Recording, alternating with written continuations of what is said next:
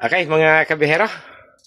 September 3, araw ng Miyerkules, September 3. So, maganda po yung panahon, mainit. At dahil Miyerkules na po ngayon, pagpapalapit na po yung weekend, bilang isang on-call driver, ay may posibilidad po na tayo biglang tawagan ulit para sa mga biyahe. So, iiwan ko muna kayo sandali. Pero hindi ko kayo tutuluyang iwanan. Baka sabihin po ninyo, matapos na ako mag-premiere ay iniwan ko na po kayo. So may gagawin po ako sa aking motorsiklo, pero ayan, nakatambay po yung ating mga bahay para patuloy po kayong suportahan kahit po ako ay nandun sa baba at gumagawa ng aking motorsiklo, mga kabiyahero. So ayan, bahala na po ang aking sekretary na kayo ay sugudin, mga kabiyahero. Meron po kasi tayong in-order na motor oil sa TikTok at yun po yung ating gagamitin. Pag sa labas po tayo kasi bumili ng motor oil ay napakamahal, halos mahigit 300. So titingnan po natin itong ating in-order dahil obligado na po na tayo mag-change oil muli ng ating motorsiklo. Kaya lang siyempre DIY na lang po natin dahil kung dadalhin pa po natin sa labas ay dagdag po na panibagong 200 pesos or 150 pesos. Ayan, 185 lang po ang bili natin ito plus 30 ba bilya yung charge. So halos mahigit 200 lang po kumpara sa bibili po tayo sa labas. Kaya lang dahil nga po ito galing sa TikTok, check po muna natin kung kumusta po yung texture ng langis. At baka naman po mapurnada yung ating motorsiklo. Sa halip na makatipid, nakonsubuhan tayo ng mas malaki, mga kabiyahero. So ayan, tingnan po natin. Meron mga kutsilyo.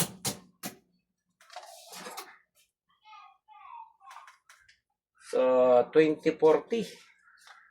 Tingnan po natin.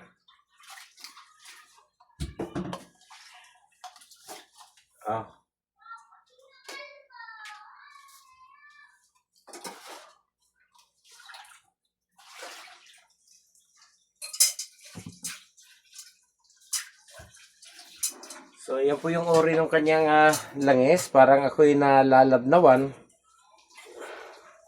Pero malalaman po natin kung ano yung magiging performance. Kasi first time po nating umorder sa TikTok ng motor oil. Baka mamaya mapurnada tayo.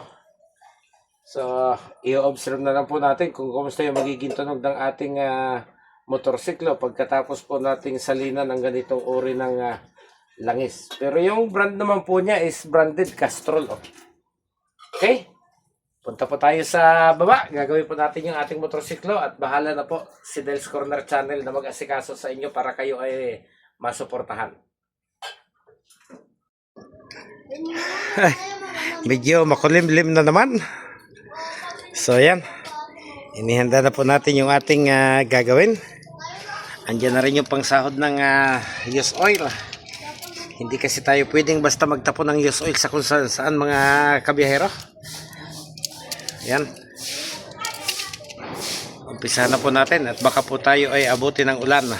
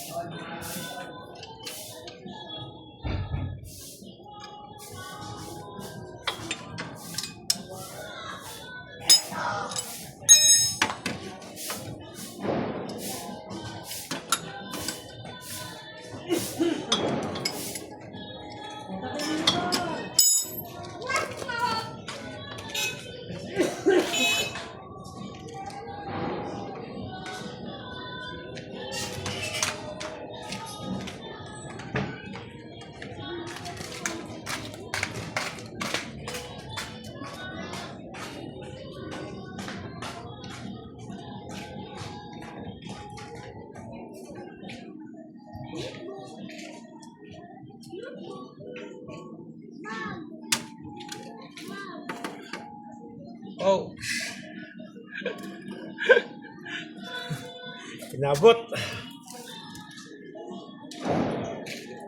Ilang taon yan, Lord Children? Aha. Ilang taon? Last July. Ay, kalanis. Pero sariwa pa yun. Okay, tinanggal na rin po natin yung ating filter.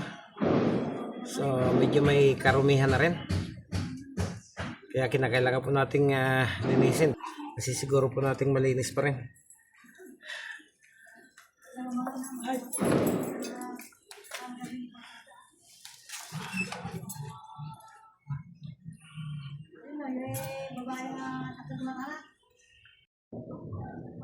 Okay, gusto po mga kabihero. At ito po yung ating nakuhang langis mula doon sa makina. Maitim pa sa puset. Nako. So, babalik na po natin yung kanyang mga pyesa na ating tinanggal. Ayan, nilinis na po natin para masalinan na po natin ang bagong langis. Punasan muna natin.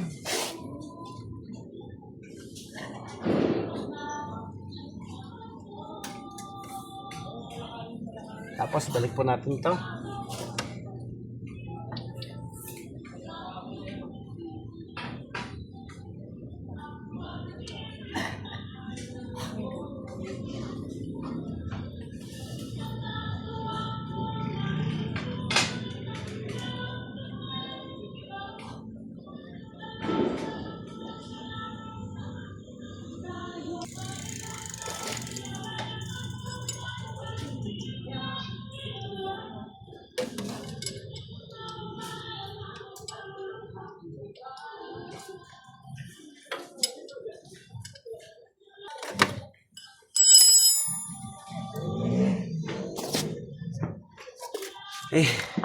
Nalinis na rin po natin yung kanyang pinakang filter at ibabalik naman po natin doon sa kanyang kinalalagyan sa kabila.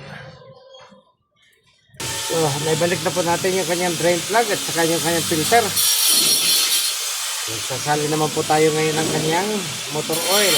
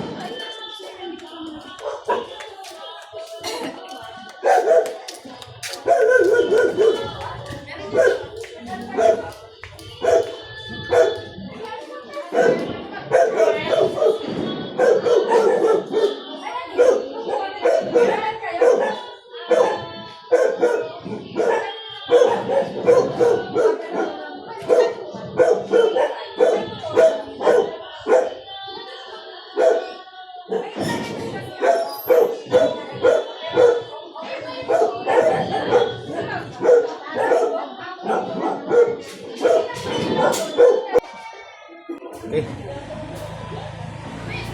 Isali na po natin lahat. Ayan. Isali na po natin ito. Matesting na po natin kung okay na ba siya. Ay. Kaya mo lang bike na yan. Mumurahin lang yan.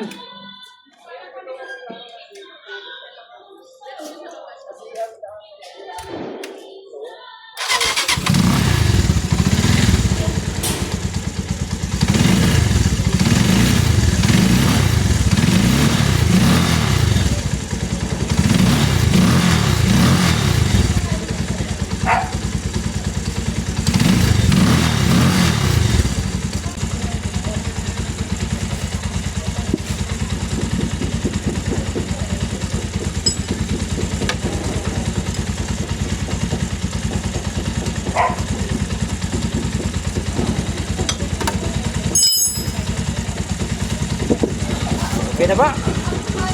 Nakatipid na naman tayo.